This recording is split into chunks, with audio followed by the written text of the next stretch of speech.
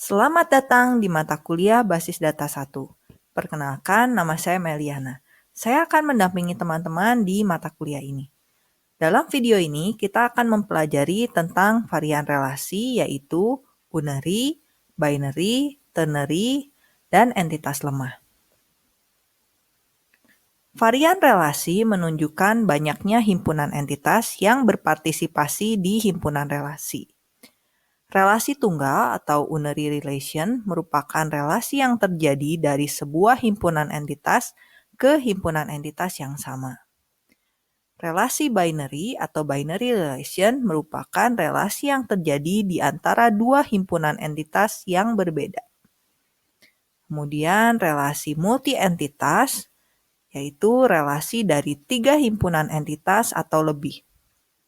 Bentuk relasi multi-entitas sedapat mungkin dihindari karena akan mengaburkan derajat relasi yang ada dalam relasi tersebut. Ini merupakan gambar dari derajat himpunan relasi. Relasi unary,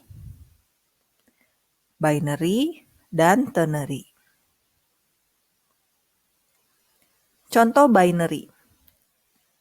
Untuk entitas employee berelasi dengan entitas department melalui relasi works for.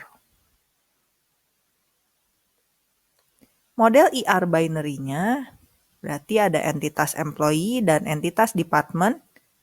Kemudian employee memiliki atribut, entitas department memiliki atribut, berelasi melalui relasi works for. Artinya ada banyak employee bekerja di satu departemen dan satu departemen mempekerjakan banyak employee. Selanjutnya kita akan membahas tentang IR diagram dengan relasi multi-entitas atau ternary. Contohnya, pegawai bank dapat bekerja di beberapa cabang dengan jabatan yang berbeda di setiap cabangnya. Mari kita bahas nomor 1. Pegawai bank dapat bekerja di beberapa cabang dengan jabatan yang berbeda di setiap cabangnya. Jadi ada entitas pegawai, jabatan, cabang, dengan relasi bekerja.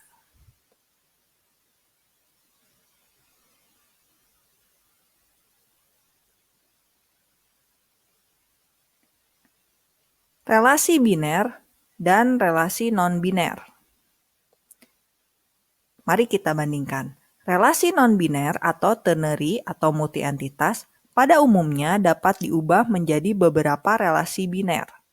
Contohnya, relasi orang tua diubah menjadi dua relasi, yaitu relasi ayah dan ibu yang masing-masing berhubungan dengan entitas anak.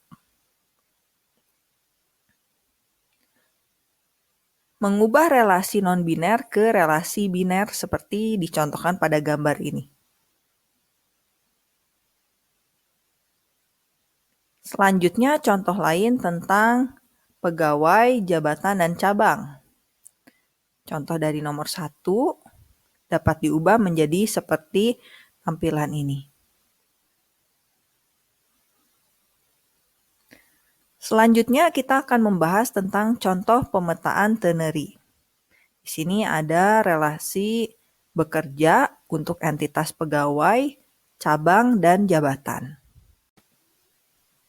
Yuk kita bahas contoh pemetaan ternary. Dari entitas pegawai, cabang, dan jabatan yang memiliki relasi bekerja. Di pegawai ada data Smith, Fred, dan Clark. Cabang ada BCA1, BCA2, BCA3, dan jabatan ada manajer, CS, dan teller. Bila dilihat di relasi bekerja ada data 8101 ini adalah pegawai Smith yang bekerja di cabang BCA1, ini hasil dari C01. Dia memiliki jabatan J01 yaitu manajer. Untuk mengubah relasi non-biner ke relasi biner, kita bisa membuat entitas baru yaitu pekerjaan.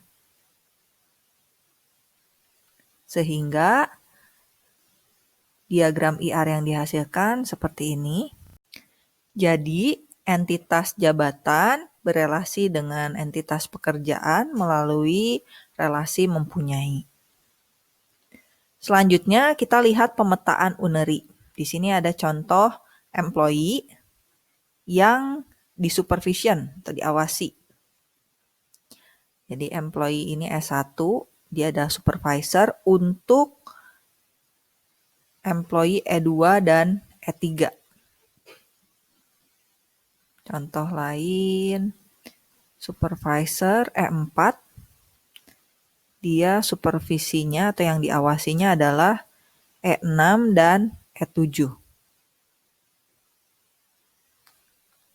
Kemudian supervisor E5, dia mengawasi S1 dan E4.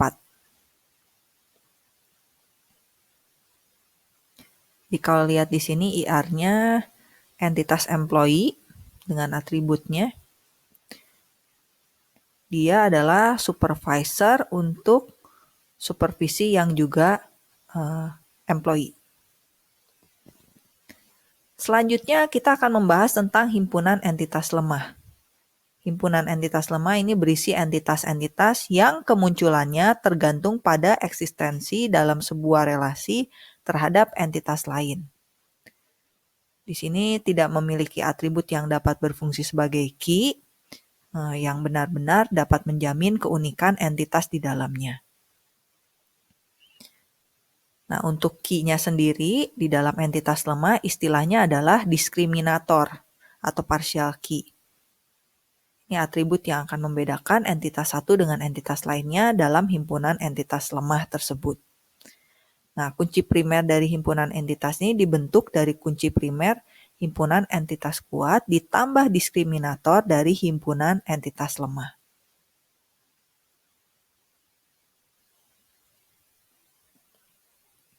Himpunan entitas lemah harus berelasi dengan himpunan entitas kuat melalui partisipasi total, yaitu satu ke banyak, dari himpunan entitas kuat ke lemah. Contohnya, mahasiswa memiliki orang tua. Atau contohnya, mahasiswa menyenangi atau mempunyai hobi. Contoh lainnya untuk entitas lemah seperti ini. Hubungan antara loan atau pinjaman dengan pembayaran. Ini contoh dari entitas lemah. Nah, lambang himpunan entitas lemah itu persegi panjang yang ganda, double. Kemudian diskriminator atau key-nya digambarkan dengan garis bawah yang putus-putus. Himpunan relasi yang menghubungkan himpunan entitas lemah dan kuat dilambangkan dengan belah ketupat ganda. Jadi ini notasi-notasi untuk himpunan entitas lemah. Contoh lain dari himpunan entitas lemah, penawaran mata kuliah di universitas. Nah, ini mata kuliah yang sama mungkin ditawarkan di semester yang berbeda dalam satu semester. Mungkin ada beberapa kelas, ada kelas A, kelas B, kelas C. Maka ada entitas mata kuliah dan mata kuliah tawar. Sedangkan diskriminatornya yaitu mata kuliah tawar adalah semester, termasuk tahunnya ya, dan kelasnya juga ini diskriminator. Demikianlah penjelasan tentang relasi unary, ternary, binary, dan juga himpunan entitas lemah. Semoga dapat bermanfaat untuk teman-teman semua. Terima kasih.